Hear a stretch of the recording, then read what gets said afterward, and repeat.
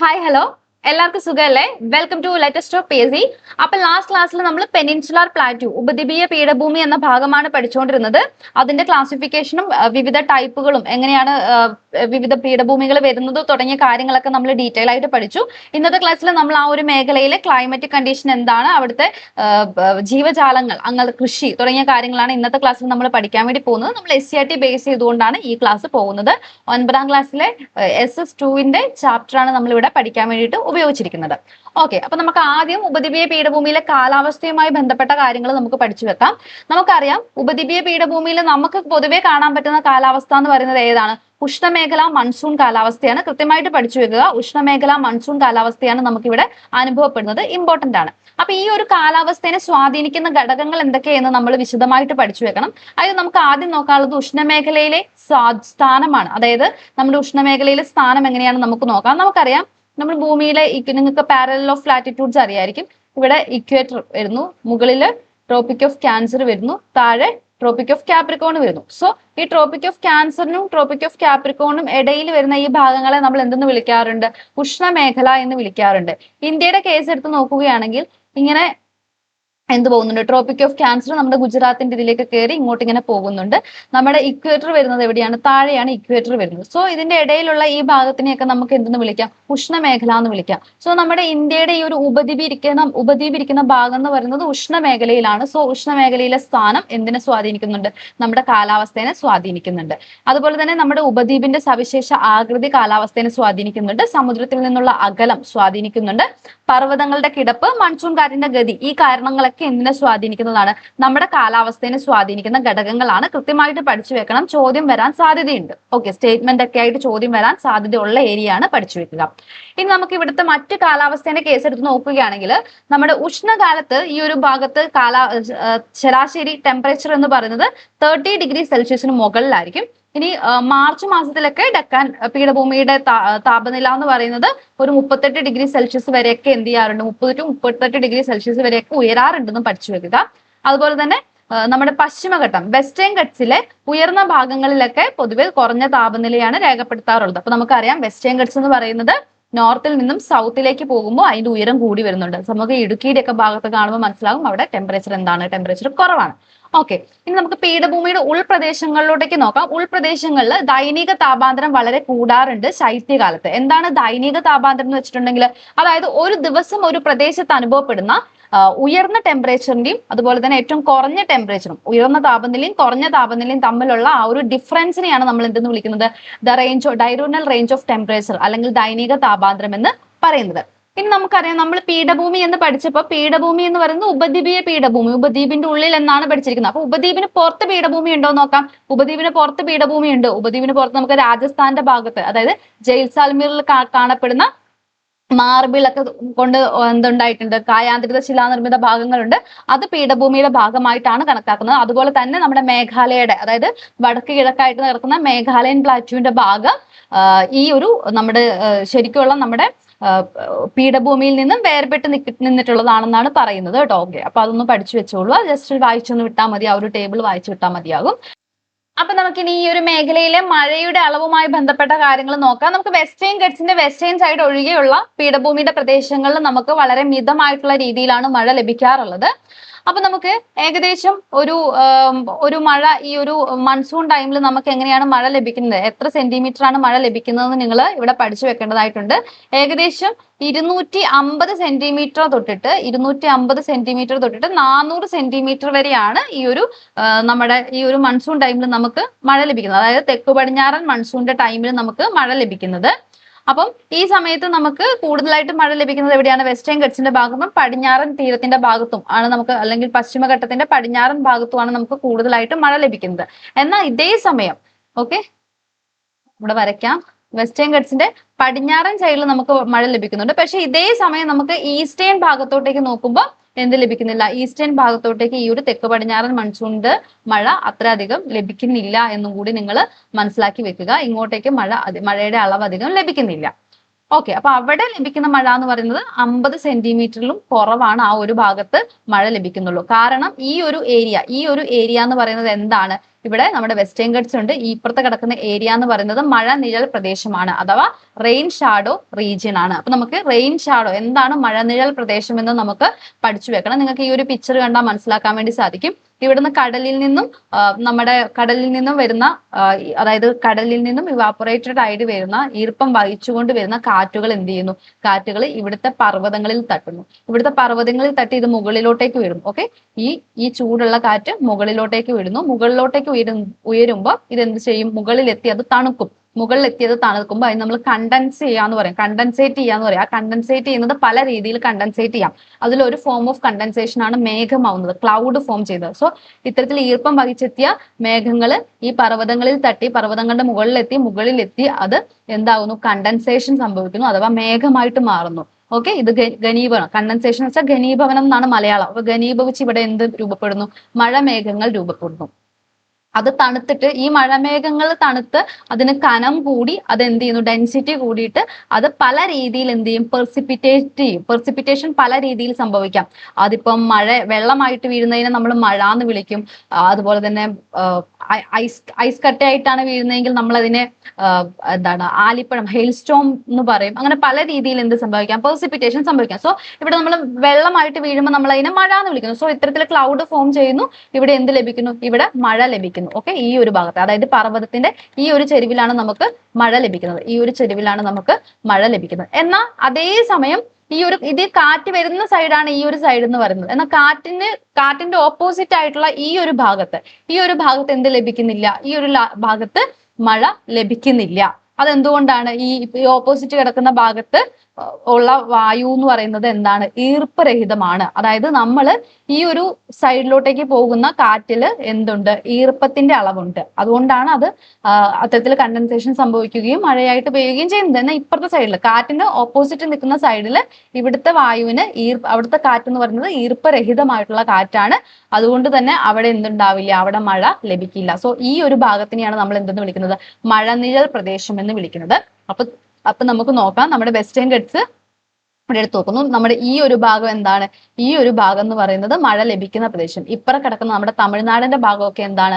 മഴ നിഴൽ പ്രദേശമാണ്. അതുകൊണ്ടാണ് സൗത്ത് വെസ്റ്റ് മൺസൂൺ വരുന്ന സമയത്ത് നമ്മുടെ തമിഴ്നാടിന്റെ കോസ്റ്റിൽ ആ ഒരു ഭാഗത്തൊന്നും എന്ത് ലഭിക്കാത്തത്? മഴ ലഭിക്കാത്തത്. കാരണം അതെന്താണ്? അത് റെയിൻ ഷാഡോ ഏരിയ ആണെന്ന് മനസ്സിലാക്കി വെക്കുക. ഓക്കെ, അപ്പൊ വെസ്റ്റേൺ ഗട്ട്സിന് ഓപ്പോസിറ്റ് ആയിട്ട് നിൽക്കുന്ന ആ ഒരു ഭാഗം എന്താണ്? മഴനിഴൽ പ്രദേശമാണെന്ന് മനസ്സിലാക്കി വെക്കുക. അതുകൊണ്ടാണ് അവിടെ മഴ ലഭിക്കാത്തത്. ഓക്കെ, ഇനി നമ്മുടെ മഹാരാഷ്ട്രയുടെ, അപ്പൊ നമ്മൾ തെക്ക് പടിഞ്ഞാറൻ മൺസൂണുമായി ബന്ധപ്പെട്ട കാര്യങ്ങളാണ് നമ്മൾ പറഞ്ഞുകൊണ്ട് വരുന്നത്. അപ്പൊ നമ്മുടെ മഹാരാഷ്ട്രയിലോട്ടേക്ക്, അതായത് മഹാരാഷ്ട്രയുടെ കോസ്റ്റിലൊക്കെ വരുന്ന ഈ ഒരു മൺസൂൺ കാറ്റ് എന്ത് ചെയ്യുന്നു? നമ്മുടെ നർമ്മദ, താപ്തി തുടങ്ങിയ നദീതടങ്ങളിലൂടെ എന്ത് ചെയ്യുന്നു? ഉപദ്വീപിലേക്ക് പ്രവേശിക്കുന്നു. ഉപദ്വീപിലേക്ക് പ്രവേശിച്ച് ഇത് എന്ത് ചെയ്യുന്നു? ഇന്ത്യയുടെ മധ്യഭാഗത്ത് മിതമായിട്ടുള്ള രീതിയിൽ എന്ത് കൊടുക്കുന്നുണ്ട്? മഴ കൊടുക്കുന്നുണ്ടെന്ന് മനസ്സിലാക്കി വെക്കുക. അപ്പൊ ഈ ഒരു സമയത്ത് നമ്മുടെ ഛോട്ടാ നാഗ്പൂർ പ്ലാറ്റ്യൂവിന്റെ സൈഡിലൊക്കെ എന്ത് ലഭിക്കുന്നുണ്ട്? ചെറിയ രീതിയിൽ മഴ ലഭിക്കുന്നുണ്ട്. അപ്പൊ നമ്മൾ ഇപ്പൊ പഠിച്ചത് സൗത്ത് വെസ്റ്റ് മൺസൂണിനെ പറ്റിയാണ്. സൗത്ത് വെസ്റ്റ് മൺസൂൺ ഇങ്ങനെ കയറുന്നതിനെ പറ്റിയാണ് പഠിച്ചത്. ഇനി ഇങ്ങനെ മുകളിലോട്ടേക്ക് പോകുന്ന ഈ മൺസൂൺ ഒക്ടോബർ നവംബർ ടൈം ആകുമ്പോൾ ഈ മൺസൂൺ എന്ത് ചെയ്യും? തിരിച്ചു വരും അല്ലെ? അങ്ങനെ തിരിച്ചു വരുന്നതിനെയാണ് നമ്മൾ എന്തെന്ന് വിളിക്കുന്നത്? നമ്മൾ വടക്ക് കിഴക്കൻ മൺസൂൺ, അഥവാ അതിനെ വിളിക്കുന്ന പേരാണ് മൺസൂണിന്റെ പിൻവാങ്ങൽ. ഈ സമയത്ത് പൊതുവെ നമ്മുടെ ഉപദ്വീപീയ പീഠഭൂമിയിൽ അനുഭവപ്പെടുന്നത് എന്താണ്? വരണ്ട കാലാവസ്ഥയാണ് കേട്ടോ, വരണ്ട കാലാവസ്ഥയാണ്. അപ്പൊ ഈ സമയത്ത് കൂടുതൽ മഴ ലഭിക്കുന്നത് നമ്മുടെ തമിഴ്നാട്, ആന്ധ്രാപ്രദേശ് തുടങ്ങിയ ഭാഗങ്ങളിൽ ഈ ടൈമിലാണ് മഴ ലഭിക്കുന്നത്. അപ്പൊ കൃത്യമായിട്ട് പഠിച്ചു വെക്കണം. തെക്ക് പടിഞ്ഞാറൻ മൺസൂൺ അല്ലെ, തെക്ക് പടിഞ്ഞാറൻ മൺസൂണിന്റെ സമയത്ത് വെസ്റ്റേൺ ഗട്ട്സിന്റെ ഭാഗത്ത് മഴ ലഭിക്കുന്നു. അതുകൊണ്ടാണ് നമ്മുടെ കേരളത്തിന്റെ ഭാഗത്തൊക്കെ നമുക്ക് ധാരാളം മഴ ലഭിക്കുന്നു. തമിഴ്നാടിന്റെ ഭാഗത്തൊന്നും മഴ ലഭിക്കുന്നില്ല. തമിഴ്നാട്, ആന്ധ്രാപ്രദേശ് തുടങ്ങിയ ഭാഗങ്ങളിൽ എപ്പോഴാണ് മഴ ലഭിക്കുന്നത്? അത് നമ്മുടെ മൺസൂണിന്റെ പിൻവാങ്ങൽ സമയത്താണ്, അഥവാ വടക്ക് കിഴക്കൻ മൺസൂണിന്റെ ടൈമിലാണെന്ന് കൃത്യമായിട്ട് പഠിച്ചു വെക്കുക. അപ്പൊ ഇതാണ് പീഠഭൂമിയിലെ കാലാവസ്ഥയുമായി ബന്ധപ്പെട്ട് പറയാനുള്ളത്. ഇനി നമുക്ക് പീഠഭൂമിയിലെ നൈസർഗിക സസ്യജാലം, ഇവിടുത്തെ പ്രധാനപ്പെട്ട കാടുകളെ പറ്റി നമുക്ക് ഡീറ്റെയിൽ ആയിട്ടൊന്ന് പഠിക്കാം. അതിലൊന്നാണ് ഉഷ്ണമേഖല ഇലപൊഴിയും കാടുകൾ. ഓക്കെ, ഉപദ്വീപീയ പീഠഭൂമിയിൽ ഏറ്റവും കൂടുതലായിട്ട് നമുക്ക് കാണാൻ പറ്റുന്ന കാടുകളാണ് ഉഷ്ണമേഖല ഇലപൊഴിയും കാടുകൾ എന്ന് പറയുന്നത്. എന്താണ് ഉഷ്ണമേഖല ഇലപൊഴിയും കാടുകൾ എന്ന് വെച്ചിട്ടുണ്ടെങ്കിൽ, അതായത് 70 സെന്റിമീറ്റർ തൊട്ടിട്ട് 200 സെന്റിമീറ്റർ വരെ വാർഷിക മഴ ലഭിക്കുന്ന പ്രദേശങ്ങളെയാണ് നമ്മൾ ഉഷ്ണമേഖല ഇലപൊഴിയും കാടുകൾ എന്ന് പറയുന്നത്. ഈ സെന്റിമീറ്റർ, എത്ര സെന്റിമീറ്റർ മഴ ലഭിക്കുന്നു എന്നുള്ളത് കൃത്യമായിട്ട് പഠിച്ചു വെക്കുക, ഇമ്പോർട്ടന്റ് ആണ്. ഓക്കെ, 70 സെന്റിമീറ്റർ തൊട്ടിട്ട് 200 സെന്റിമീറ്റർ വരെ മഴ ലഭിക്കുന്ന പ്രദേശങ്ങളെ നമുക്ക് എന്തെന്ന് വിളിക്കാം? ഉഷ്ണമേഖല ഇലപൊഴിയും കാടുകൾ എന്ന് വിളിക്കാം. ഓക്കെ, അപ്പം ഈ ഒരു നമുക്ക് മഴയുടെ ഈ ഒരു ഏറ്റക്കുറച്ചിലുകളെ മുൻനിർത്തിക്കൊണ്ട് നമുക്ക് എന്ത് ചെയ്യാം? ഇത്തരത്തിലുള്ള ഉഷ്ണമേഖല ഇലപൊഴിയും കാടുകളെ രണ്ടായിട്ട് ക്ലാസിഫൈ ചെയ്യാം. അതാണ് ആർദ്ര ഇലപൊഴിയും കാടുകളും വരണ്ട ഇലപൊഴിയും കാടുകളും. അപ്പൊ എന്തായിരിക്കും ആർദ്ര ഇലപൊഴിയും കാടുകൾ എന്ന് വെച്ചിട്ടുണ്ടെങ്കിൽ, അതായത് 100നും 200നും 100 സെന്റിമീറ്ററിനും 200 സെന്റിമീറ്ററിനും ഇടയിലാണ് മഴ ലഭിക്കുന്നതെങ്കിൽ നമ്മൾ അതിനെ എന്തെന്ന് വിളിക്കും? ആർദ്ര ഇലപൊഴിയും കാടുകൾ എന്ന് വിളിക്കും. ഓക്കെ, ഇത് പൊതുവെ നമുക്ക് കാണാൻ വേണ്ടി സാധിക്കുന്നത് എവിടെയാണ്? നമ്മുടെ വെസ്റ്റേൺ ഗട്ട്സിന്റെ കിഴക്കൻ ചെരുവുകളിലാണ് നമുക്ക് പൊതുവെ എന്ത് കാണാൻ വേണ്ടി സാധിക്കുന്നത്? ഈ ആർദ്ര ഇലപൊഴിയും കാടുകൾ കാണാൻ വേണ്ടി സാധിക്കുന്നത്. ഓക്കെ, ഇനി നമുക്ക് മധ്യപ്രദേശ്, ഛത്തീസ്ഗഡ് തുടങ്ങിയ സ്റ്റേറ്റുകളിലെ കുന്നുകളിലും അതുപോലെ തന്നെ ഛോട്ടാ നാഗ്പൂരിലൊക്കെ നമുക്ക് എന്ത് കാണാം? ഇത്തരത്തിലുള്ള ആർദ്ര ഇലപൊഴിയും കാടുകൾ കാണാൻ വേണ്ടി സാധിക്കും. ഇനി ആർദ്ര ഇലപൊഴിയും കാടുകളിൽ കാണുന്ന പ്രധാനപ്പെട്ട സസ്യങ്ങൾ അല്ലെങ്കിൽ വൃക്ഷങ്ങൾ ഏതൊക്കെയെന്ന് കൃത്യമായിട്ട് പഠിച്ചു വെക്കണം. ഇമ്പോർട്ടന്റ് ആണ്. തേക്ക്, സാൽ, അതുപോലെ തന്നെ മൗവ, ചന്ദനം തുടങ്ങിയ വൃക്ഷങ്ങളാണ് നമുക്ക് ഈ ഒരു ആർദ്ര ഇലപൊഴിയും കാടുകളിൽ കാണാൻ വേണ്ടി സാധിക്കുന്നത്. അപ്പൊ നമുക്ക്, നിങ്ങൾ കേട്ടിട്ടുണ്ടാവും നിത്യഹരിത വനങ്ങൾ എന്നൊക്കെ കേട്ടിട്ടുണ്ടാവും അല്ലെ? ഈ നിത്യഹരിത വനങ്ങളുടെ പ്രത്യേകത എന്താ? അതിന്റെ കനോപ്പി ഭയങ്കര വിസ്തൃതമായിട്ടുള്ള കനോപ്പി ആയിരിക്കും. ഇങ്ങനെ തിങ്ങി നിറഞ്ഞിട്ടുള്ള ഫോറസ്റ്റുകളാണ് ഈ നിത്യഹരിത വനങ്ങൾ എന്ന് പറയുന്നത്. നമ്മൾ പൊതുവേ നമ്മൾ ചിത്രമൊക്കെ വരയ്ക്കുമ്പോൾ ഇങ്ങനെ തിങ്ങി നിറഞ്ഞാണ് ഫോറസ്റ്റിനെ വരയ്ക്കുക അല്ലെ? അപ്പൊ ഇത്തരത്തിൽ തിങ്ങി നിറഞ്ഞ് നല്ല റിച്ച് ആയിട്ടുള്ള കനോപ്പി ഉള്ള, നല്ല എന്താ പറയാ, ഉള്ളിലോട്ടേക്ക് പോലും സൂര്യപ്രകാശം എത്താത്ത രീതിയിൽ ഫുള്ളി പച്ചപ്പിൽ നിൽക്കുന്ന ടൈപ്പ് ഓഫ് ഫോറസ്റ്റുകളെയാണ് നമ്മൾ നിത്യഹരിത വനങ്ങൾ എന്ന് പറയുന്നത്. എന്നാൽ ഇലപൊഴിയും കാടുകൾ എന്ന് പറയുന്നത് ഇങ്ങനെ മരങ്ങൾ നല്ല നീളം ഉണ്ടാവും. ഈ മരങ്ങൾ ഒരു ഗ്യാപ്പിൽ, ഇങ്ങനെ ഒരു അസംബ്ലിക്കൊക്കെ നിൽക്കുന്നത് പോലെ ഒരു ഗ്യാപ്പ് ഇട്ടിട്ടായിരിക്കും ഈ ഒരു മരങ്ങൾ നിൽക്കുന്നത്. ഇത്തരം കാടുകൾ, ഇത്തരം മരങ്ങൾ കാണുന്ന കാടുകളെ നമുക്ക് കൂടുതലായിട്ടും എന്തെന്ന് വിളിക്കാം? ഇലപൊഴിയും കാടുകൾ എന്ന് വിളിക്കാം. ഈ ഇലപൊഴിയും കാടുകളുടെ പ്രത്യേകത എന്താ? ഇവിടെ ഇവർ എന്ത് ചെയ്യുന്നുണ്ട്? ഈ മരങ്ങൾ എന്ത് ചെയ്യുന്നുണ്ട്? ഇല പൊഴിക്കുന്നുണ്ട്. മറ്റേതെന്ന് പറഞ്ഞാൽ എപ്പോഴും ഗ്രീൻ ആയിരിക്കും, ഫുൾ ആയിട്ട് ഇങ്ങനെ നല്ല തിങ്ങി നിറഞ്ഞു നിൽക്കുന്ന ടൈപ്പ് ഓഫ് കാടുകളായിരിക്കും നിത്യഹരിത വനങ്ങളിൽ വരുന്നത്. ഇലപൊഴിയും കാടുകൾ എന്ന് പറഞ്ഞാൽ ഞാനിപ്പോ പറഞ്ഞ ഫീച്ചേഴ്സ് ആണ്. ഓക്കെ, അപ്പൊ ഇലപൊഴിയും കാടുകളിലെ 2 ടൈപ്പ് ഓഫ് ഇലപൊഴിയും കാടുകൾ നമ്മൾ പഠിച്ചു. ഇനി നമുക്ക് വരണ്ട ഇലപൊഴിയും കാടുകൾ നോക്കാം. വരണ്ട ഇലപൊഴിയും കാടുകൾ എന്ന് പറഞ്ഞാൽ 70 സെന്റിമീറ്റർ തൊട്ടിട്ട് 100 സെന്റിമീറ്റർ വരെ മഴ ലഭിക്കുന്ന പ്രദേശങ്ങളാണ് വരണ്ട ഇലപൊഴിയും കാടുകൾ എന്ന് പറയുന്നത്. അപ്പൊ മഴ തീരെ കുറഞ്ഞ പ്രദേശങ്ങളിലായിരിക്കും നമുക്ക് വരണ്ട ഇലപൊഴിയും കാടുകൾ കാണാൻ വേണ്ടി സാധിക്കുന്നത്. അതുകൊണ്ട് തന്നെ അവിടെ കൂടുതലും കാണുന്ന സസ്യങ്ങൾ എന്ന് പറയുന്നത് മുൾക്കാടുകളും കുറ്റിച്ചെടികളും ഒക്കെ ആയിരിക്കും അവിടെ കൂടുതലായിട്ടും കാണാൻ വേണ്ടി സാധിക്കുന്നത്. അപ്പൊ വേനൽക്കാലം ആകുമ്പോൾ എന്ത് ചെയ്യും? ഇവിടെ വെള്ളം കുറവാണെന്ന് നമുക്കറിയാം. അതുകൊണ്ട് തന്നെ ഇവിടെ എന്ത് ചെയ്യുന്നു? വരൾച്ച കാലം ഒക്കെ എത്തുമ്പോഴത്തേക്കും സസ്യങ്ങൾ എന്ത് ചെയ്യുന്നു? പൂർണ്ണമായിട്ടും ഇല പൊഴിക്കുന്നുണ്ടെന്നും കൂടി മനസ്സിലാക്കി വെക്കുക. ഓക്കെ, പൂർണ്ണമായിട്ട് ഇല പൊഴിക്കുന്നു. അതുകൊണ്ട് തന്നെ ഇലകളില്ലാത്ത സസ്യങ്ങൾ നിറഞ്ഞ പുൽമേടുകളായിട്ട് എന്ത് മാറുന്നു? ഈ കാടുകൾ മാറുകയും ചെയ്യുന്നു. ഇവിടെ നമുക്ക് കൂടുതലും കാണാൻ വേണ്ടി സാധിക്കുന്ന തേക്ക്, റോസ് വുഡ്, ആക്സൽ വുഡ്, മുളവർഗ്ഗങ്ങളൊക്കെ നമുക്ക് കൂടുതലായിട്ട് കാണുന്നത് എവിടെയാണ്? ഇത്തരത്തിലുള്ള വരണ്ട ഇലപൊഴിയും കാടുകളിലാണ്. നമുക്ക് പീഠഭൂമിയിൽ കാണപ്പെടുന്ന മറ്റു കാടുകളാണ് ഉഷ്ണമേഖലാ മുൾക്കാടുകൾ. 75 സെന്റിമീറ്ററിന് താഴെ വാർഷിക മഴ ലഭിക്കുന്ന പ്രദേശങ്ങളും അതുപോലെ തന്നെ ഉയർന്ന താപനിലയുള്ളതുമായ പ്രദേശങ്ങളിലാണ് നമുക്ക് ഉഷ്ണമേഖലാ മുൾക്കാടുകൾ കാണാൻ വേണ്ടി സാധിക്കുന്നത്. ഇതെന്ന് പറയുന്നത് ഉയരം കുറഞ്ഞിട്ടുള്ള മരങ്ങളായിരിക്കും നമുക്ക് ഇവിടെ കാണാൻ വേണ്ടി സാധിക്കുന്നതെന്ന് മനസ്സിലാക്കി വെക്കുക. അക്കേഷ്യ, യുഫോർബിയ, ഈന്തപ്പന തുടങ്ങിയ പുൽവർഗ്ഗങ്ങളാണ് നമുക്ക് പ്രധാനമായിട്ടും ഉഷ്ണമേഖലാ മുൾക്കാടുകളിൽ കാണാൻ വേണ്ടിയിട്ട് സാധിക്കുന്നത്.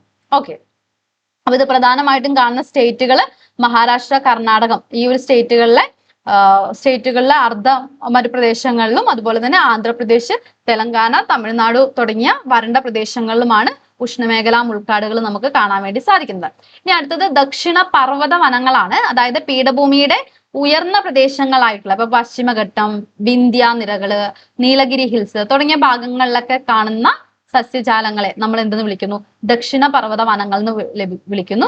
അപ്പൊ ഇവിടെ നമുക്ക് ഏകദേശം 1500 മീറ്ററിൽ കൂടുതൽ ഉയരമുള്ള ഇടങ്ങളിൽ എന്ത് കാണാം? മിതോഷ്ണ സസ്യജാലങ്ങളും താഴേക്ക് വരുമ്പോൾ ഉപോഷ്ണ സസ്യജാലങ്ങളും കാണുന്നു. ഓക്കെ, അപ്പൊ നീലഗിരി, അതുപോലെ തന്നെ പളനിമല, ആനമല തുടങ്ങിയ നിരകളില് ഉപോഷ്ണ സസ്യജാലങ്ങളെ നമ്മൾ എന്തെന്ന് വിളിക്കുന്നുണ്ട്? ചോല വനങ്ങൾ എന്ന് വിളിക്കുന്നുണ്ട്. ഇമ്പോർട്ടന്റ് ആണ്. എന്താണ് ഷോല ഫോറസ്റ്റ് എന്ന് പഠിച്ചു. എന്താണ് ഷോല ഫോറസ്റ്റ് എന്ന് പറയുന്നത്?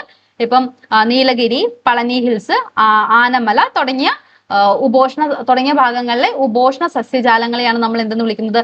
ചോല വനങ്ങൾ എന്ന് വിളിക്കുന്നത്. ഓക്കെ, അപ്പൊ നമ്മൾ അവിടുത്തെ ക്ലൈമറ്റ് എന്താണെന്ന് കണ്ടു, അവിടുത്തെ സസ്യജാലങ്ങൾ എന്താണെന്ന് കണ്ടു. ഇനി നമുക്ക് ഉപദ്വീപീയ പീഠഭൂമിയിലെ മണ്ണിനങ്ങൾ ഏതൊക്കെയെന്ന് നോക്കാം. അപ്പം കൃത്യമായിട്ട് നിങ്ങൾ ഇവിടെ പഠിച്ചു വെക്കേണ്ട ഒരു ഫാക്റ്റ് ആണ്, മേ ബി ചോദ്യം വന്നേക്കാം ഈ ഒരു ഫാക്ട് എന്ന് പറയുന്നത്. അതായത് ഉപദ്വീപീയ പീഠഭൂമിയിൽ നമ്മൾ കാണുന്ന മണ്ണിനങ്ങളിൽ കൂടുതലും എങ്ങനത്തതാണ്, ഇൻ സിറ്റു സോയിൽ ആണ്, അല്ലെങ്കിൽ തനതിടത്ത് രൂപപ്പെട്ടതാണ്. അപ്പൊ എന്താണ് ഈ ഇൻ സിറ്റു സോയിൽസ് എന്ന് നമുക്ക് ആദ്യം പഠിച്ചു വെക്കാം. അതായത് ഓരോ പ്രദേശത്തു നിന്നുള്ള ശിലകളിൽ നിന്ന് രൂപപ്പെട്ട്, ഫോർ എക്സാമ്പിൾ പറയാം, ഇതിപ്പം പ്രദേശം എ, ഓക്കെ, പ്രദേശം എ. അപ്പൊ ഇവിടെയുള്ള ഒരു റോക്കിൽ നിന്ന് പൊടിഞ്ഞിട്ട്, ഓക്കെ, ഈ ഒരു റോക്ക് പൊടിഞ്ഞിട്ട് അത് ഈ പ്രദേശത്ത് തന്നെ എന്ത് ചെയ്യുന്നു, ഈ പ്രദേശത്ത് തന്നെ അത് ഡെപ്പോസിറ്റഡ് ആയി അവിടെ തന്നെ രൂപം കൊള്ളുകയാണെങ്കിൽ നമുക്ക് അതിനെ എന്തെന്ന് വിളിക്കാം, തനതിട മണ്ണിനം അല്ലെങ്കിൽ ഇൻ സിറ്റു സോയിൽ എന്ന് വിളിക്കാം. ഓക്കെ, അപ്പം അതിന് എക്സാമ്പിൾ ആണ് നമ്മുടെ കറുത്ത മണ്ണ്. കറുത്ത മണ്ണ് എങ്ങനെയാ ഫോം ചെയ്യുന്നതെന്ന് നമ്മൾ പഠിച്ചു. നമ്മുടെ ഡെക്കാൻ പ്ലാറ്റ്യൂവിന്റെ നോർത്ത് വെസ്റ്റേൺ സൈഡ് ഉണ്ടായിട്ടുള്ളത് എങ്ങനെയാണ്, ബസാൾട്ടിക് റോക്കുകൾ കൊണ്ടാണ് അല്ലെ, ബസാൾട്ടിക് റോക്കുകൾ ഉണ്ടാകും. ഈ ബസാൾട്ടിക് റോക്ക് ഇവിടെ പൊടിഞ്ഞിട്ട് എന്തുണ്ടാവും, ഈ ബസാൾട്ടിക് റോക്ക് പൊടിഞ്ഞ് രൂപം കൊണ്ടതാണ് എന്തെന്ന് പറയുന്നത്, കറുത്ത മണ്ണ് എന്ന് പറയുന്നത്. അപ്പൊ കറുത്ത മണ്ണ് ഏത് മണ്ണിന് എക്സാമ്പിൾ ആണ്, തനതിട മണ്ണിന് എക്സാമ്പിൾ ആണ്, ഇൻ സിറ്റു സോയിലിന് എക്സാമ്പിൾ ആണ്. വളരെ വളരെ ഇമ്പോർട്ടന്റ് ആണ്, കൃത്യമായിട്ട് നിങ്ങൾ പഠിച്ചു വെക്കുക. ഓക്കെ, എന്നാൽ എന്താണ് ട്രാൻസ്പോർട്ടഡ് സോയിൽസ് അഥവാ വഹിച്ചുകൊണ്ടുവരുന്ന മണ്ണിനങ്ങൾ എന്തൊക്കെയെന്ന് നോക്കാം. ഇതിപ്പോ ഒരു പ്രദേശത്ത് തന്നെ നിക്ഷേപിച്ച് രൂപം പെട്ടതാണെങ്കിൽ അതിനെ നമ്മൾ ഇൻ സിറ്റു എന്ന് വിളിക്കുന്നു. ഇനി നമുക്ക് വേറൊരു എക്സാമ്പിൾ നോക്കാം. ഇപ്പൊ എയും ഉണ്ട് ബിയും ഉണ്ട്. ഓക്കെ, ഈ എയിന്റെ ഇവിടെയുള്ള റോക്ക് പൊടിയുന്നു. ഈ റോക്ക് പൊടിഞ്ഞിട്ട് ഇവിടെ മണ്ണ് ഇവിടെ എന്ത് ചെയ്യുന്നു, ഇങ്ങനെ പോകുന്നു. അപ്പം ഇത് എന്തെങ്കിലും കാറ്റ് വഴിയോ വെള്ളം വഴിയോ അല്ലെങ്കിൽ എന്തെങ്കിലും ഒക്കെ ജിയോമോർഫിക് ഏജൻസ് വഴി ഈ മണ്ണെല്ലാം നീക്കം ചെയ്യുകയാണെന്ന് വിചാരിക്കുക. ഈ മണ്ണെല്ലാം നീക്കം ചെയ്ത് ഇതിങ്ങനെ നീങ്ങി കാറ്റടിച്ചത് ഈ ഒരു പ്രദേശത്ത് എത്തിയെന്ന് വിചാരിക്കുക, ബിയിലോട്ടേക്ക് എത്തുന്നു. ഓക്കെ, അപ്പൊ അത് ട്രാൻസ്പോർട്ടേഷൻ ചെയ്യാണ് ചെയ്യുന്നത്, അല്ലെങ്കിൽ വഹിച്ചു കൊണ്ടുവന്ന് വേറൊരു സ്ഥലത്ത് വന്ന് വീഴുവാണ് ചെയ്യുന്നത്. സോ ഇതിനെ നമുക്ക് എന്തെന്ന് വിളിക്കാം, വഹിച്ചു കൊണ്ടുവരുന്ന മണ്ണിനങ്ങൾ എന്ന് വിളിക്കാം. ഫോർ എക്സാമ്പിൾ നമുക്ക് പറയാം, നമ്മുടെ സമതലങ്ങൾ ഉണ്ടല്ലോ, സമതലങ്ങളിൽ എന്താ സംഭവിക്കുന്നത്, നമ്മുടെ നദികൾ ഒഴുകുന്നു. നദികൾ എന്ത് ചെയ്യുന്നു, നദികൾ ഇപ്പൊ മുകൾ ഭാഗം ഇവിടുന്ന് കൊണ്ടുവരുന്ന മണ്ണ്, ഇപ്പത്തെ ഒരു ഹില്ലാണെങ്കിൽ ഇവിടുന്ന് കൊണ്ടുവരുന്ന മണ്ണിനെ നദികൾ ഇങ്ങനെ വഹിച്ചു കൊണ്ടുവന്നിട്ട് വേറൊരു പ്ലേസിൽ ഇങ്ങനെ നിക്ഷേപിക്കുന്നു. അപ്പൊ അത്തരം നിക്ഷേപങ്ങൾക്ക് എക്സാമ്പിൾ ആണ് എക്കൽ മണ്ണ് എന്ന് പറയുന്നത്. അപ്പൊ എക്കൽ മണ്ണ് എന്ന് പറയുന്നത് എന്ത് ടൈപ്പ് ഓഫ് മണ്ണാണ്, ട്രാൻസ്പോർട്ടേറ്റഡ് സോയിൽസ് ആണ് അല്ലെ, ട്രാൻസ്പോർട്ടഡ് സോയിൽസ് ആണ്, അല്ലെങ്കിൽ വഹിച്ചു കൊണ്ടുവരുന്ന മണ്ണിനങ്ങളാണ്. അപ്പൊ ഉപദ്വീപീയ പീഠഭൂമിയിൽ നമുക്ക് കൂടുതലും കാണുന്ന മണ്ണിനങ്ങൾ എന്ന് പറയുന്നത് ഇൻ സിറ്റു സോയിൽസ് ആണ്, അതായത് അവിടെ തന്നെ രൂപം കൊണ്ടവയാണ്. അതിന് എക്സാമ്പിൾസ് ആണ് നമ്മുടെ കറുത്ത മണ്ണ്, ചെമ്മണ്ണ്, ലാറ്ററേറ്റ് മണ്ണ്, പർവ്വത മണ്ണ് തുടങ്ങിയവ. കൃത്യമായിട്ട് പഠിച്ചു വെക്കുക, വളരെ വളരെ ഇമ്പോർട്ടന്റ് ആണ്. അതിൽ ആദ്യം നമ്മൾ പഠിക്കാൻ വേണ്ടി പോകുന്നത് കറുത്ത മണ്ണിനെ പറ്റിയിട്ടാണ്. എന്താണ് കറുത്ത മണ്ണ്? കറുത്ത മണ്ണ് എന്താണെന്ന് ഞാൻ ഓൾറെഡി കുറച്ച് മുന്നേ കൂടി പറഞ്ഞതേ ഉള്ളൂ. നമ്മുടെ പീഠഭൂമിയുടെ, അതല്ലേ നമ്മുടെ ഡെക്കാൻ പ്ലാറ്റ്യൂവിന്റെ നോർത്ത് വെസ്റ്റേൺ ഭാഗത്തായിട്ട് നമുക്ക് കാണാൻ വേണ്ടി സാധിക്കുന്ന ലാവാ പീഠഭൂമി, അതായത് ഈ ഒരു ഡെക്കാൻ പ്ലാറ്റ്യൂ എന്ന് പറയുന്നത് ലാവാ പീഠഭൂമിയാണെന്ന് നമുക്കറിയാം. ബസാൾട്ടിക് റോക്കും കൊണ്ടാണ് നിർമ്മിതമായിട്ടുള്ളത്. ഈ ബസാൾട്ടിക് റോക്കുകൾ പൊടിഞ്ഞ് രൂപം കൊണ്ടിട്ടുള്ളതാണ് കറുത്ത മണ്ണ് എന്ന് പറയുന്നത്. ഇത് നമുക്ക് കൂടുതലായിട്ടും കാണാൻ വേണ്ടി സാധിക്കുന്നത് മഹാരാഷ്ട്ര, മധ്യപ്രദേശ് എന്നീ സംസ്ഥാനങ്ങളിലും അതുപോലെ തന്നെ കർണാടക, തെലങ്കാന, ഗുജറാത്ത് എന്നീ പ്രദേശങ്ങളിൽ ഭാഗികമായിട്ടും നമുക്ക് എന്ത് കാണാൻ വേണ്ടി സാധിക്കും, കറുത്ത മണ്ണ് കാണാൻ വേണ്ടി സാധിക്കും. കറുത്ത മണ്ണ് ഏത് കൃഷിക്കാണ് യൂസ്ഫുൾ ആയിട്ടുള്ളത്? കോട്ടൺ കൃഷിക്ക് അല്ലെ, കോട്ടൺ കൾട്ടിവേഷൻ ആണ് കൂടുതലായിട്ട് യൂസ്ഫുൾ ആയിട്ടുള്ളത്. അടുത്തത് ചെമ്മണ്ണാണ്. ചെമ്മണ്ണ് അഥവാ റെഡ് സോയിൽ എന്ന് പറയുന്നത്. റെഡ് സോയിൽ എങ്ങനെയാണ് ഉണ്ടായിട്ടുള്ളത്? നമ്മുടെ കായാന്തരിത ശിലകൾക്ക് അപക്ഷയം സംഭവിച്ചിട്ടാണ് എന്ത് രൂപം കൊണ്ടിരിക്കുന്നത്? ചെമ്മണ്ണ് രൂപം കൊണ്ടിരിക്കുന്നത്. ഇതിനെ നമ്മൾ ചെമ്മണ്ണ് എന്ന് വിളിക്കുമെങ്കിൽ പോലും ഇത് പല കളറിൽ നമുക്ക് ചില ഭാഗങ്ങളിൽ തവിട്ട് കളറിലും ചാരനിറത്തിലും മഞ്ഞ നിറത്തിലൊക്കെ നമുക്ക് ഈ ചെമ്മണ്ണിനെ കാണാൻ വേണ്ടിയിട്ട് സാധിക്കും. അപ്പം എന്തുകൊണ്ടാണ് ഈ ഒരു മണ്ണിന് റെഡ് കളർ ഉണ്ടായിട്ടുള്ളത് എന്ന് ചോദിച്ചിട്ടുണ്ടെങ്കിൽ ഈ മണ്ണിൽ എന്തുണ്ട്? ഇരുമ്പിന്റെ സാന്നിധ്യമുണ്ട്. ഇരുമ്പിന്റെ സാന്നിധ്യം ഉള്ളത് കൊണ്ടാണ് അതിന് ആ ഒരു റെഡ് കളർ ഉള്ളത്. അടുത്ത ഇമ്പോർട്ടന്റ് മണ്ണാണ് ലാറ്ററേറ്റ് മണ്ണ്. വളരെ വളരെ ഇമ്പോർട്ടന്റ് ആണ്, കൃത്യമായിട്ട് പഠിക്കുക. കേരളത്തിൽ ഏറ്റവും കൂടുതൽ കാണപ്പെടുന്നത് ഏതാണ്? ലാറ്ററേറ്റ് സോയിലാണ്. ഇത് കൂടുതലായിട്ടും ഉണ്ടാകുന്നത് കനത്ത മഴയും വരൾച്ചയും മാറി മാറി അനുഭവപ്പെടുന്ന പ്രദേശങ്ങളിലാണ്. അതായത് നന്നായിട്ട് മഴ ലഭിക്കുന്ന പ്രദേശങ്ങളിൽ നമുക്ക് എന്ത് കാണാം? ലാറ്ററേറ്റ് മണ്ണ് കാണാൻ വേണ്ടി സാധിക്കും. കാരണം ഇത്തരത്തില് നന്നായിട്ട് മഴ ലഭിക്കുന്ന സമയത്ത് എന്ത് സംഭവിക്കുന്നു വെച്ചിട്ടുണ്ടെങ്കിൽ ഈ മണ്ണിലോട്ടേക്ക് ഈ വെള്ളം വന്ന് മഴ ധാരാളമായിട്ട് ലഭിക്കുന്നു. ഈ വെള്ളം വന്ന് വീണ് ഈ എന്ത് സംഭവിക്കും? ലീച്ചിങ് ഉണ്ടാവുന്നു. ലീച്ചിങ് ഉണ്ടാവുക എന്ന് വെച്ചാൽ നീക്കം ചെയ്യപ്പെടുക എന്നാണ്. അതായത് ഈ മണ്ണിലുള്ള സിലിക്ക, ചുണ്ണാമ്പ് തുടങ്ങിയ ലവണങ്ങൾ എന്ത് ചെയ്യുന്നു? ലീച്ചിങ്ങിലൂടെ ഈർന്നിറങ്ങുന്നു. ഓക്കെ, ഈർന്നിറങ്ങുന്നതിന്റെ ഫലമായിട്ട് ഇതിലുള്ള നമ്മുടെ സിലിക്ക, ചുണ്ണാമ്പു തുടങ്ങിയ സാധനങ്ങളൊക്കെ ലീച്ച് ചെയ്യപ്പെടുകയാണ്. അങ്ങനെ ഉണ്ടാകുന്ന മണ്ണിനങ്ങളെയാണ് നമ്മൾ എന്തെന്ന് വിളിക്കുന്നത്? ലാറ്ററൈറ്റ് മണ്ണെന്ന് വിളിക്കുന്നത്. കൂടുതലായിട്ടും പശ്ചിമഘട്ടം, പൂർവ്വഘട്ടം, രാജ്മഹൽ ഹിൽസ്, വിന്ധ്യ സത്പുര പർവ്വതങ്ങൾ, മാൽവ പീഠഭൂമി തുടങ്ങിയ പ്രദേശങ്ങളിൽ ഇത്തരത്തിലുള്ള ലാറ്ററൈറ്റ് മണ്ണ് കാണാൻ വേണ്ടി സാധിക്കും. ഇത്തരത്തിലുള്ള ലാറ്ററൈറ്റ് മണ്ണിന് ഫെർട്ടിലിറ്റി കുറവാണ്. അപ്പൊ ഇത് കൃഷിയോഗ്യമല്ല. പക്ഷെ പ്രോപ്പർ ആയിട്ട് വളങ്ങളും കാര്യങ്ങളൊക്കെ യൂസ് ചെയ്യുകയാണെങ്കിൽ തേയില, കാപ്പി, റബ്ബർ, അടയ്ക്ക തുടങ്ങിയ തോട്ടവിളകൾക്ക് ഇത് ഉപയോഗപ്പെടുത്താൻ വേണ്ടി സാധിക്കും. അതുകൊണ്ട് തന്നെയാണ് കേരളത്തിൽ നമുക്ക് കൂടുതലും തേയില, റബ്ബർ പോലുള്ള കൾട്ടിവേഷൻ കൂടുതലായിട്ട് നമുക്ക് കാണാൻ വേണ്ടി സാധിക്കുന്നത്. അടുത്തതാണ് പർവ്വത മണ്ണ് അഥവാ മൗണ്ടൈൻ സോയിൽ എന്ന് പറയുന്നത്. ദക്ഷിണേന്ത്യയിൽ നമ്മുടെ പർവ്വത മണ്ണ് കാണുന്നത് പശ്ചിമഘട്ടത്തിന്റെയും പൂർവ്വഘട്ട മലനിരകളിലാണ് നമുക്ക് ഈ ഒരു പർവ്വത മണ്ണ് കാണാൻ വേണ്ടി സാധിക്കുന്നത്. പ്രധാനമായിട്ടും കർണാടക, തമിഴ്നാട്, കേരളം ഈ സ്റ്റേറ്റുകളിലെ തോട്ടവിളകൾക്കും അതുപോലെ തന്നെ തോട്ടവിളകളായിട്ടുള്ള തേയില, കാപ്പി പോലുള്ള കൃഷിക്കൊക്കെ ഈ ഒരു പർവ്വത മണ്ണ് യൂസ്ഫുൾ ആണെന്ന് മനസ്സിലാക്കി വെക്കുക. ഇനി നമുക്ക് ഉപദ്വീപീയ പീഠഭൂമിയിലെ കൃഷി എങ്ങനെയാണെന്ന് നോക്കാം. കൃഷി എന്ന് പറയുമ്പോൾ ഇവിടെ പൊതുവെ നമുക്കറിയാം ഈ ഒരു പീഠഭൂമി പ്രദേശം സമതലങ്ങളെ വെച്ച് നോക്കുമ്പോൾ പീഠഭൂമി പ്രദേശം എന്തല്ല, അത്ര കൃഷിക്ക് അനുയോജ്യമായിട്ടുള്ള ഒരു ഏരിയ അല്ല. എങ്കിലും നമ്മളിവിടെ നെല്ല്, ഗോതമ്പ്, പരുത്തി, കരിമ്പ്, പുകയില തുടങ്ങിയ വിളകളും അതിന്റെ ഒപ്പം തന്നെ തോട്ടവിളകളായിട്ടുള്ള കാപ്പി, തേയില തുടങ്ങിയവയും നമ്മൾ എന്ത് ചെയ്യുന്നുണ്ട്? വിവിധ കൃഷിഭൂമിയിൽ കൃഷി ചെയ്യുന്നുണ്ടെന്ന് മനസ്സിലാക്കി വെക്കുക കേട്ടോ.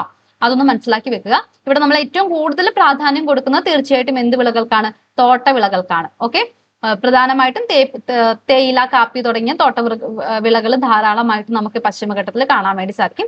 അതുകൊണ്ട് തന്നെ തോട്ടവിളകളെ പറ്റി കുറച്ചൊന്ന് പഠിക്കാം നമുക്ക്. അതിലൊന്നാണ് കാപ്പി. കാപ്പിയുടെ പ്രൊഡക്ഷനുമായി ബന്ധപ്പെട്ട് നോക്കുമ്പോൾ ഇന്ത്യയിൽ ഏറ്റവും കൂടുതൽ പ്രൊഡ്യൂസ് ചെയ്യുന്ന സ്റ്റേറ്റ് ഏതാണ്? കർണാടക സ്റ്റേറ്റ് ആണ്. കർണാടക സ്റ്റേറ്റ് ആണ് ഒന്നാമതുള്ളതെന്ന് മനസ്സിലാക്കി വെക്കുക. നമ്മുടെ ടോട്ടൽ കാപ്പി ഉൽപാദനത്തിന്റെ ഏകദേശം 71% എന്താണ്? ഇവിടെ നിന്നാണ്, കർണാടകയിൽ നിന്നാണ്. ഓക്കെ, ഇനി രണ്ടാം സ്ഥാനമുള്ളത് കേരളത്തിനാണ് കേട്ടോ. ഫസ്റ്റ് കർണാടക, സെക്കൻഡ് കേരളമാണെന്ന് മനസ്സിലാക്കി വെക്കുക. നമ്മളിവിടെ കാണുന്ന പ്രധാനപ്പെട്ട കാപ്പി ഇനങ്ങൾ എന്ന് പറയുന്നത് അറബിക്കയും റോബസ്റ്റ തുടങ്ങിയ ഇനങ്ങളാണെന്നും കൂടി മനസ്സിലാക്കി വെക്കുക. അടുത്ത തോട്ടവിളയാണ് തേയില. പീഠഭൂമിയിൽ തേയില കൃഷി പ്രധാനമായിട്ടും നമുക്ക് കാണുന്നത് തമിഴ്നാട്, കർണാടക, കേരള തുടങ്ങിയ ഏരിയാസിലാണ്. അതും കൂടി മനസ്സിലാക്കി വെക്കുക കേട്ടോ. അപ്പൊ അതാണ് നിങ്ങൾ മനസ്സിലാക്കി വെക്കേണ്ടത്. ഇനി ഇന്ത്യയുടെ ആകെ ഉൽപാദനത്തിന്റെ 25% തോട്ട വിസ്തൃതിയുടെ 44% എവിടെയാണ്? ഈ ഒരു മേഖലയിലാണ്. അതായത് നീലഗിരി ഹിൽസിന്റെ ഒക്കെ ഈ ഒരു മേഖലയിലാണെന്നും കൂടി നിങ്ങൾ മനസ്സിലാക്കി വെക്കുക.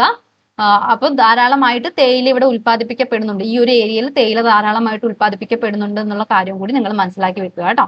ഓക്കെ, കരിമ്പിലോട്ടേക്ക് വരാം. കരിമ്പ് കൂടുതലായിട്ടും കൃഷി ചെയ്യുന്നത് ഉത്തരേന്ത്യൻ സമതലങ്ങളിലാണെങ്കിലും കരിമ്പ് കൃഷിക്ക് ഏറ്റവും അനുയോജ്യമായിട്ടുള്ള ഒരു കാലാവസ്ഥയും മറ്റു കാര്യങ്ങളും ഉള്ളത് എവിടെയാണ്? ഡെക്കാൻ പീഠഭൂമിയുടെ പ്രദേശത്താണ് കേട്ടോ. അപ്പൊ ഏതൊക്കെ കാര്യങ്ങളാണ് ഇവിടെ കരിമ്പ് ഉൽപാദനത്തിന് അനുകൂലമായിട്ടുള്ളതെന്ന് നമുക്ക് നോക്കാം. അനുകൂല ഘടകങ്ങൾ എന്തൊക്കെയെന്ന് നോക്കാം. ഒന്ന്, നമ്മുടെ കറുത്ത മണ്ണ്, ഡെക്കാൻ പീഠഭൂമിയിലെ കറുത്ത മണ്ണ്. പിന്നെ നമ്മുടെ ഉഷ്ണമേഖലാ കാലാവസ്ഥയും ദീർഘമായിട്ടുള്ള വിളവെടുപ്പ് കാലവും, പിന്നെ ഉഷ്ണമേഖലയിൽ വിളയുന്ന കരിമ്പിലെ താരതമ്യേന ഉയർന്ന അളവിലുള്ള സൂക്രോസ് അംശം. ഇതൊക്കെ എന്താണ്? കരിമ്പ് വളരാനുള്ള അനുകൂല ഘടകങ്ങളാണ്. ഇതൊന്ന് പഠിച്ചു വെക്കണം, ഇമ്പോർട്ടന്റ് ആണ്. ഓക്കെ, ഇനി പരുത്തിയിലേക്ക് വരാം. പരുത്തി എന്ന് പറയുന്നത് ഒരു ഖാരിഫ് ക്രോപ്പ് ആണ് അല്ലെ? ഖാരിഫ് ക്രോപ്പ് ആണ്. അതിനെ ഒരു ഖാരിഫ് ക്രോപ്പ് ആണെങ്കിലും ഉപദ്വീപീയ ഇന്ത്യയിൽ ഒക്ടോബർ മാസത്തോടെ കൃഷി ആരംഭിച്ച് ജനുവരി മുതൽ മെയ് വരെ മാസങ്ങളായിട്ട് വിളവെടുപ്പ് നടത്തുന്നതാണ്. അതൊന്ന് പഠിച്ചു വെക്കണം, ഇമ്പോർട്ടന്റ് ആണ് കേട്ടോ. ഖാരിഫ് ക്രോപ്പ് എന്ന് വെച്ചാൽ നമ്മുടെ മൺസൂൺ ക്രോപ്പാണ്. മൺസൂൺ ടൈമിൽ വളരുന്നതാണ്. അതായത് ജൂൺ, ജൂലൈ, ഓഗസ്റ്റ് ആ ഒരു സമയത്ത് വരുന്നതാണ് ഏതെന്ന് പറയുന്നത്? ഈ പരുത്തി എന്ന് പറയുന്നത്. പക്ഷെ പരുത്തിയല്ല, ഖാരിഫ് ക്രോപ്പുകൾ എന്ന് പറയുന്നത്. പക്ഷെ ഉപദ്വീപീയ ഇന്ത്യയിൽ ഈ ഒരു പരുത്തി ഒരു ഖാരിഫ് ആയിരുന്നിട്ട് പോലും ഈ ഒരു പരുത്തിയുടെ ഒരു കൃഷി ആരംഭിക്കുന്നത് ഒക്ടോബർ മാസത്തിലാണ്. ജനുവരി തൊട്ട് മെയ് വരെയാണ്. ഇതൊന്ന് പഠിച്ചു വെക്കണം, ആ ഒരു ഡിഫറൻസ് ഒന്ന് പഠിച്ചു വെക്കണം. കാരണം എന്താണ്? ഇതിന്റെ പരുത്തി കൃഷിക്ക് മഞ്ഞു വീഴ്ച ഉണ്ടാവാൻ പാടില്ല. മഞ്ഞുണ്ടാകാം. അതായത് ഈ പരുത്തി വിളയുന്ന സമയത്ത് വളർച്ചയുടെ 7 മാസത്തോളം ഇവിടെ ഉണ്ടാവാൻ പാടില്ല. മഞ്ഞു വീഴ്ച ഉണ്ടാവാൻ വേണ്ടിട്ട് പാടില്ല. അതുകൊണ്ടാണ് ആ ഒരു ടൈം പീരീഡ് നമ്മൾ പറയുന്നത്. അപ്പം 21 ഡിഗ്രി തൊട്ടിട്ട് 30 ഡിഗ്രി സെൽഷ്യസ് വരെ താപനിലയും അതുപോലെ തന്നെ 50 സെന്റിമീറ്റർ തൊട്ടിട്ട് 100 സെന്റിമീറ്റർ വരെ വാർഷിക പാദവുമാണ് പരുത്തി കൃഷിക്ക് ആവശ്യം. ഞങ്ങൾ കോട്ടൺ കൾട്ടിവേഷനുമായി ബന്ധപ്പെട്ട് കൃത്യമായിട്ട് പഠിച്ചു വെക്കണം. അതിനാവശ്യമായിട്ടുള്ള കാര്യങ്ങൾ പഠിച്ചു വെക്കണം. എന്തൊക്കെയാണ്? 7 മാസത്തോളം മഞ്ഞുവീഴ്ച ഉണ്ടാവാൻ പാടില്ല. അതുപോലെ തന്നെ 21 ഡിഗ്രി സെൽഷ്യസ് മുതൽ 30 ഡിഗ്രി സെൽഷ്യസ് വരെ താപനില വേണം. 50 സെന്റിമീറ്റർ തൊട്ടിട്ട് 100 സെന്റിമീറ്റർ വരെ എന്ത് വേണം? മഴ വേണം. ഇതൊക്കെയാണ് പരുത്തി കൃഷിക്ക് ആവശ്യമായിട്ടുള്ള ഘടകങ്ങൾ എന്ന് പറയുന്നത്. അത് കൃത്യമായിട്ട് പഠിച്ചു വെക്കുക കേട്ടോ. ഇനി വെള്ളം കുറവുള്ള സ്ഥലങ്ങളിൽ, അതായത് മഴ കുറവുള്ള പ്രദേശങ്ങളിൽ ജലസേചന സഹായത്തോടെ എന്ത് ചെയ്യാൻ വേണ്ടി പറ്റും? പരുത്തി കൃഷി ചെയ്യാൻ വേണ്ടിയിട്ട് സാധിക്കും. അതുപോലെ തന്നെ പരുത്തി കൃഷിക്ക് ആവശ്യമായിട്ടുള്ള മണ്ണ് എന്ന് പറയുന്നത് ഏതാണ്? അത് കോട്ടൺ ആണ്, ബ്ലാക്ക് സോയിൽ ആണ് കേട്ടോ. ഇനി രാജ്യത്തെ ടോട്ടൽ കോട്ടൺ പ്രൊഡക്ഷനിൽ 1ാം സ്ഥാനം ഉള്ള സ്റ്റേറ്റ് പഠിച്ചു വെക്കുക ഗുജറാത്ത്, 2ാം സ്ഥാനം മഹാരാഷ്ട്ര. വളരെ ഇമ്പോർട്ടന്റ് ആയിട്ടുള്ള ഫാക്ട് ആണ്, കൃത്യമായിട്ട് പഠിച്ചു വെക്കുക. Gujarat first, second Maharashtra. ഇനി ഉപദ്വീപീയ പീഠഭൂമിയുടെ ഏറ്റവും വലിയൊരു പ്രത്യേകതയാണ് ധാതുക്കൾ എന്ന് പറയുന്നത്. അപ്പൊ നമുക്ക് കൂടുതലായിട്ടും ഈ ധാതുക്കൾ കാണാൻ വേണ്ടി സാധിക്കുന്നത് ഛോട്ടാ നാഗ്പൂർ പ്ലാറ്റ്യൂവിലാണ്. അതുകൊണ്ട് തന്നെ ഛോട്ടാ നാഗ്പൂർ പ്ലാറ്റ്യൂവിനെ ധാതുക്കളുടെ ഹൃദയഭൂമി എന്നാണ് ഛോട്ടാ നാഗ്പൂർ പ്ലാറ്റ്യൂ അറിയപ്പെടുന്നത്. അപ്പൊ ഇത് കൂടുതലായിട്ടും ജാർഖണ്ഡ്, പശ്ചിമ ബംഗാൾ, അതായത് വെസ്റ്റ് ബംഗാൾ, ഒഡീഷ തുടങ്ങിയ സ്റ്റേറ്റുകളിലായിട്ടാണ് ഇത് വ്യാപിച്ചു കിടക്കുന്നത് നമുക്കറിയാം. അപ്പം അതുകൊണ്ട് തന്നെ ഇന്ത്യയിലെ ഏറ്റവും ധാതു സമ്പന്നമായിട്ടുള്ള ഒരു മേഖല കൂടിയാണ് ഈ ഒരു ഏരിയ എന്ന് പറയുന്നത്. അപ്പൊ ഇവിടെ കൂടുതലായിട്ട് നമുക്ക് കാണാൻ വേണ്ടി സാധിക്കുന്നത് കൽക്കരി, ഇരുമ്പയിര്, മാംഗനീസ്, മൈക്ക, ബോക്സൈറ്റ്, ചെമ്പ് തുടങ്ങിയ ധാരാളം അലോഹ ധാതുക്കൾ നമുക്ക് ഇവിടെ കാണാൻ വേണ്ടിയിട്ട് സാധിക്കും. ഓക്കെ, അപ്പൊ നമുക്ക് ഇവിടുത്തെ ധാതു ഭൂമിയെ പ്രധാനമായിട്ടും ക്ലാസിഫൈ ചെയ്തേക്കുന്നത് ഒന്ന് വടക്ക് കിഴക്കൻ പീഠഭൂമി പ്രദേശം, അതായത് മധ്യമേഖല, ദക്ഷിണ മേഖല എന്നൊക്കെ പറഞ്ഞിട്ടാണ് പ്രധാനമായിട്ടും ക്ലാസിഫൈ ചെയ്തേക്കുന്നത്. അപ്പൊ നമുക്ക് നോക്കാം. ഇന്ത്യയിലെ ഏറ്റവും വലിയ ധാതു മേഖലയാണ് ഛോട്ടാ നാഗ്പൂർ ഒഡീഷ പീഠഭൂമി എന്ന് പറയുന്നത്. അപ്പൊ അവിടെ വരുന്നത് ജാർഖണ്ഡ്, പശ്ചിമ ബംഗാൾ, ഒഡീഷ തുടങ്ങിയ സ്റ്റേറ്റുകളാണ്. ഇവിടെ കൂടുതലായിട്ടും ഉള്ള ധാതുക്കൾ എന്ന് പറയുന്നത് കൽക്കരി, ഇരുമ്പയിര്, മാംഗനീസ്, അഭ്രം, ബോക്സൈറ്റ്, ചെമ്പ് തുടങ്ങിയവയാണ് ഇവിടെ ഖനനം ചെയ്യുന്നത്. കൃത്യമായിട്ട് പഠിച്ചു വെക്കുക, ഇമ്പോർട്ടന്റ് ആണ്. പശ്ചിമ ബംഗാൾ, ഒഡീഷ തുടങ്ങിയ സ്റ്റേറ്റുകളിലായിട്ട് ഇത് വ്യാപിച്ചു കിടക്കുന്നു. കൽക്കരി, ഇരുമ്പയിര്, മാംഗനീസ്, അഭ്രം, ബോക്സൈറ്റ്, ചെമ്പ് തുടങ്ങിയ ധാതുക്കളാണ് ഇവിടെ കാണാൻ വേണ്ടി സാധിക്കുന്നത്. ഇനി മധ്യമേഖല എന്ന് പറയുമ്പോൾ ഛത്തീസ്ഗഡ്, മധ്യപ്രദേശ്, തെലങ്കാന, ആന്ധ്രാപ്രദേശ്, മഹാരാഷ്ട്ര തുടങ്ങിയ സ്റ്റേറ്റുകളിൽ കൂടിയാണ് വ്യാപിച്ചു കിടക്കുന്നത്. ഇവിടെ കാണുന്നത് പ്രധാനമായിട്ടും മാംഗനീസ്, ബോക്സൈറ്റ്, ചുണ്ണാമ്പുകല്ല്, മാർബിൾ, കൽക്കരി, അഭ്രം, ഇരുമ്പയിര് തുടങ്ങിയ ധാതുക്കളാണ് നമുക്ക് മധ്യമേഖലയിൽ കാണാൻ വേണ്ടി സാധിക്കുന്നത്. ദക്ഷിണ മേഖല എടുത്ത് നോക്കുകയാണെങ്കിൽ നമ്മുടെ കർണാടക പീഠഭൂമിയും അതിനോട് ചേർന്ന് സ്ഥിതി ചെയ്യുന്ന തമിഴ്നാടിന്റെ ഭാഗങ്ങളുമാണ് ദക്ഷിണ മേഖലയിൽ ഉൾപ്പെടുന്നത്. ഇവിടെ കാണുന്ന പ്രധാനപ്പെട്ട ധാതുക്കള് ഇരുമ്പയിര്, ബോക്സൈറ്റ്, ലിഗ്നൈറ്റ് തുടങ്ങിയവയാണെന്നും കൂടി പഠിച്ചു വെക്കാം. തെക്ക് പടിഞ്ഞാറൻ മേഖല എന്ന് പറയുന്നത് നമ്മുടെ കർണാടകയുടെ പടിഞ്ഞാറൻ ഭാഗവും ഗോവയും ചേർന്ന ഭാഗമാണ് തെക്ക് പടിഞ്ഞാറൻ മേഖല എന്ന് പറയുന്നത്. ഇവിടെ കൂടുതലും കാണുന്നത് ഇരുമ്പയിരും കളിമണ്ണും തുടങ്ങിയവയാണ് ഇവിടെ കാണുന്നത് തെക്ക് പടിഞ്ഞാറൻ മേഖലയിൽ കാണുന്നത്. ഇനി വടക്കു പടിഞ്ഞാറൻ മേഖല എന്ന് പറയുമ്പോൾ രാജസ്ഥാനിലെ ആരവല്ലി നിരയും പിന്നെ അതിനോട് ചേർന്ന് നിൽക്കുന്ന ഭാഗങ്ങളുമാണ്. ഇവിടെ കൂടുതലും കാണുന്നത് ചെമ്പ്, ഈയം, സിങ്ക്, യുറേനിയം, മൈക്ക തുടങ്ങിയ ഭാഗങ്ങളാണ്. ഇതൊക്കെ എന്ത് ചെയ്യാം, ഒന്ന് സമ്മപ്പ് ചെയ്ത് പഠിച്ചു വെക്കുക. ഇമ്പോർട്ടന്റ് ആണ് ഈ ഒരു ഏരിയയൊക്കെ. അപ്പൊ കൃത്യമായിട്ട് പഠിച്ചു വെക്കുക. സോ ഇത്രയും കാര്യങ്ങളാണ് നമുക്ക് പീഠഭൂമിയുമായി ബന്ധപ്പെട്ടിട്ട് പഠിക്കാനുണ്ടായിരുന്നത്. കൃത്യമായിട്ടും പീഠഭൂമി നല്ല വൃത്തിയിൽ തന്നെ പഠിച്ചു വെക്കുക.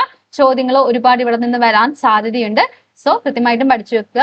ഇനി നമുക്ക് ഇന്ത്യയുടെ ഓരോ ഫിസിക്കൽ ഡിവിഷൻസ് ആണ് പറഞ്ഞുകൊണ്ടിരിക്കുന്നത്. നമുക്ക് ബാക്കി ഡിവിഷൻസുമായി നമുക്ക് തൊട്ടടുത്ത ദിവസം തന്നെ വീണ്ടും കാണാം. അപ്പൊ നിങ്ങൾക്ക് വീഡിയോസ് ഒക്കെ യൂസ്ഫുൾ ആകുന്നുണ്ടെങ്കിൽ നിങ്ങൾ ചാനൽ സബ്സ്ക്രൈബ് ചെയ്യുന്നതൊന്ന് പരിഗണനയിൽപ്പെടുത്തുക. അതുപോലെ തന്നെ സുഹൃത്തുക്കൾക്ക് അയച്ചു കൊടുക്കാനും മറക്കരുത്. അപ്പൊ നിങ്ങൾക്ക് കൂടുതൽ ഏതൊക്കെ ടോപ്പിക്ക് വേണമെന്നുള്ളത് കമന്റ് ചെയ്യുകയാണെങ്കിൽ കൂടുതൽ വീഡിയോസ് ചെയ്യുന്നതായിരിക്കും. അപ്പൊ നമുക്ക് അടുത്ത ക്ലാസ്സിൽ വീണ്ടും കാണാം. താങ്ക്